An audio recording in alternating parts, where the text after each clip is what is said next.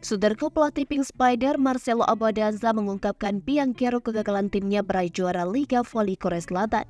Pink Spider kembali gagal menjadi juara Liga Voli Korea Selatan dan harus rela menjadi runner-up 2 tahun beruntun.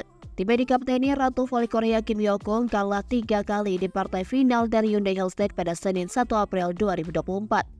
3 laga diakhiri dengan skor identik 3-2.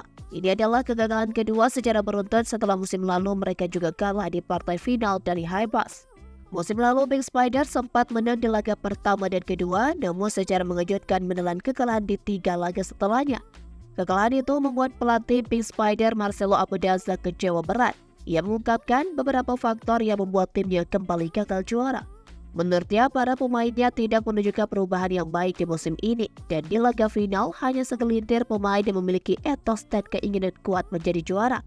Pelatih asal Italia itu mencatut nama kapten tim Kim Yo-kong yang merupakan idola Megawati Hangin Sri Pertiwi. Abadanza menilai hanya Kim Yo-kong yang tampil dalam performa top bersama middle blocker Kim Soo-ji.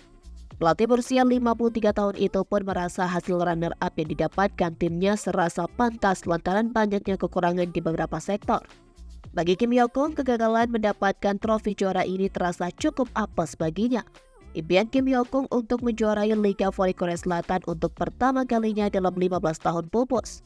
Dilansir dari News One, terakhir kali pemain yang dijuluki Ratu Voli Korea Selatan ini menjadi juara adalah pada tahun 2008-2009. Di era itu, penampilan Kim Yo-kong cukup bersinar.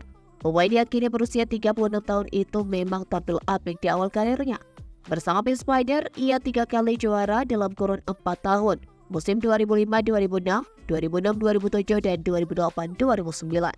Setelah itu, ia kemudian melalang buana keluar Korea, bermain di Liga Jepang, Turki, dan Cina, dan mendapatkan berbagai gelar di klub yang dibelanya. Kim baru kembali Korea pada tahun 2020 dan bergabung lagi dengan Pink Spider. Ia begitu eluk-elukan kala itu. Hal ini tak lepas dari statusnya sebagai pemain kelas dunia karena pengalamannya di luar negeri. Pink Spider langsung menjadi kandidat utama untuk meraih gelar. Namun kenyataan yang terjadi tak sejalan dengan yang diimpikan banyak orang.